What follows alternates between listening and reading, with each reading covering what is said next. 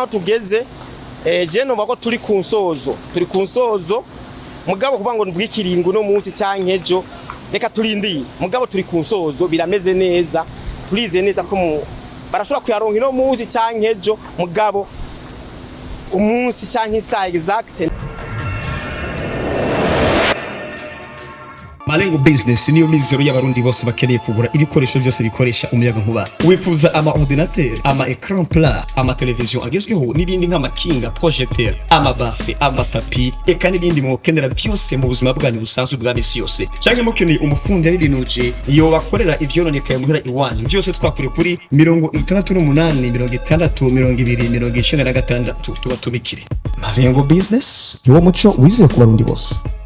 Murakoze cyane nkuko mubivuze tumaze iminsi ko turakorera ibikorwa ngaha ibikorwa bikomeye cyane guko murabona iyo tiyo nininya ni twiyo mu gifaransa twita DN setsa niyo tiyo nininya dufise ngaha mu gisagara ca Bujumbura ihereza amazi ama quartier yose yo muri Ntahangwa yo muri commune Ntahangwa rero kubera inkengera z'ururuzi zikunda kuza zirabomoka inkengera zo ngaha zarabomotse zihitana inkingi yari ifashe igitwiyo yacu iyo nkingi imaze gusenyuka niho iyo tuyokwera uburemere bwayo n'uburemere bw'amazi bwaciye butuma iyo twiyo ica ivoba iragondama cyane nk'igomba gucika hanyuma ivyuma byo hejuru byari bigize iyo nkingi byaciye bigwa kuri kajya kantu murakabona kari hejuru tukitwa mu gifaransa ventouse zikaguye ko kaca karavunika kavunitse rero amazi yaciye atanga zaraca muri aho hantu kavunikiye niho abantu benshi bavuga ngo itiyo yatobotse mugabo mu by'ukuri itiyo ntiyatobotse ntiyari bwatoboke gusa nico cuma bita ventouse ako kantu ka ventouse kavunitse nagatuma amazi ariko aca muri twiyo haba guhema mu gifaransa kugira ngo ntishobore kugira nk'amafuite cyangwa ishobore guturuka kwera aha pression nini cyane rero tumaze kubona byo bibaye twege shiramwe rezidezo twace duhaguruka kugira turabe ubuhinga twokoresha kugira ngo amazi ashobore kuba ararengana abenegihugu bo muri commune ya Ntahangwa babandanye baronka amazi uko vyari bisanzwe bimeze n'ubure twace dutora ubuhinga turubaka ivyo mubona y'ama conteneur turayashiramwo ivyuma biyafata turashiramwo n'amagravier kugira ngo gishobore kuguma hanyuma rero tuhejeje gufata axe tufate hotel yariko uburebure yoba yategeza kujako kugira ngo amazi ntajojote twamaze gufata urabona hajya biramaze gufatako asiga akantu gatonya dushirako hariya ice ifata nyene ahantu yari sangwa itumbereye neza hanyuma ivyo biheze tuja tutanga gushiramwe amazi kandi turabona neza yuko turi ku nzira nziza birashobora kuza gukunda murakoze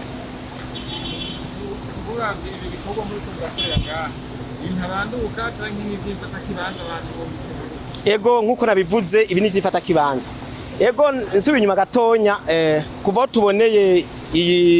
uyu muringoti wacu twara amazi menshi wavunitse ari inzira nshaka twatoye nkubu ariho inzira ica hiyo epfo muri quartier industrielle twaciye tuyikora byihuta ubu turarubika amazi araduga gushika mu ngagara muri quartier ya 5 kuvuga abo hepfo yose yangagara quartier ya 5 bararonka amazi kumuhora wepfo twaciye kuva tuboneye ibi twagiye bavuga ati umuntu yavunitse acamenya gucumbagira ejo twaragize ubundi buhinga turatora undi mu yindi nzira igira kabiri hari kuri Ntahangwa yo haruguru ejo mu ijoro twarahejeje kubikora navyo nyene twaraciye umuhora naho udatwara amazi menshi mugabo urafasha ni kuvuga ubu amazi anga mu guhera kuri hôpital militaire kugenda kuri campus Kamenge bacugenda kuri za mu kigobe ya ruguru gushika kuri hotel Kibonua hajya amazi arashikayo ubu amazi arashikayo kuri umuhora twagize turiko turabanyine twubandanya tukayaduza nayo nyene yuko yishura ko araduga kumutanga bambwiye yuko naho nyene mu kanya ashobora gushika kumutanga izo ni inzira nshasha twabaye turaca kugira ngo turabe ko turasahiriza abenegihugu tugabanye ahantu hanini atamazi ari guko amazi ari nko muri quartier ya gatanu mu Ngagara wo muri quartier y'indwa ashobora kuvoma hajya hepfo. Rero ibi bikorwa ni ivyifata kibanza ibi birashobora kumara umwaka atangorane ihabaye. Mugabo twege tuca dutangura ibikorwa bikomeye cyane byo kurondera inkingi zifata uyu muringoti byihuta. Ubwo turabufise tuca turondera abahinga bakomeye cyane dukorane mu minsi mike cyane tube twashizeho inkingi zikomeye cyane kugira ngo ibi bintu bibane bivyo bisubire kuba. Nsubiye inyuma gatonya ibi byarigeze kubaho mu 2013 nyene kandi kuko uyu muringoti ni wa kera naho nyene harabaye ikibazo nk'iki mugabo barabitoreye inyishu urabona imaze imyaka nka 10 n'ingahe nka 12 ubu mbwa tugerageze turabe ibizomara imyaka myinshi cyane kandi tumaze kubona ibi ubuhinga bariko baratwereka abahinga bamwe turabona yuko bishoboka ariko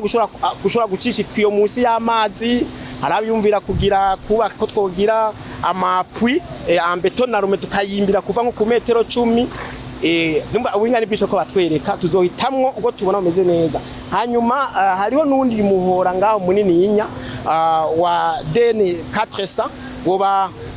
ugira nka gatatu nyuma y'uyu uwo nawe nyene tugomba tuwushireho nawe nyene hamwe turiko turakora uyu mu buhinga bukomeye amazi turacisha muri uwo ngaha tujya tuce twihutirako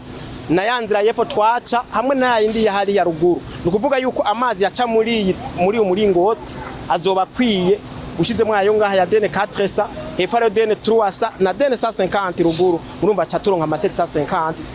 amazi azoba kwiye. Hanyuma tuze dukore ngaha twitonze neza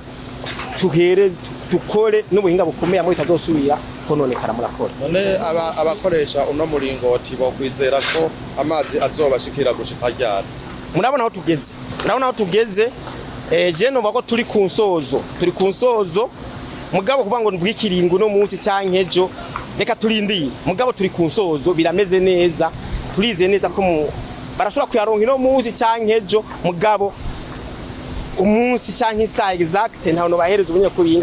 buhinga buragoye ko ari gihe dukora imvura ikacigwa imvura iguye ntizubira gusudira nivyo vyagiye biraduciramwo twari kuba twanamaze guheza kuko urabona turafise nk'amapokre ngaha dufashe ivyo vyuma bigira mu mazi imvura iguye kica kivaje duhagarika gukora ubwo ushobora gusudira imvura iri kwiragwa nico gituma novuga nti sindababwira umunsi ko ibirere birashobora kumpindurira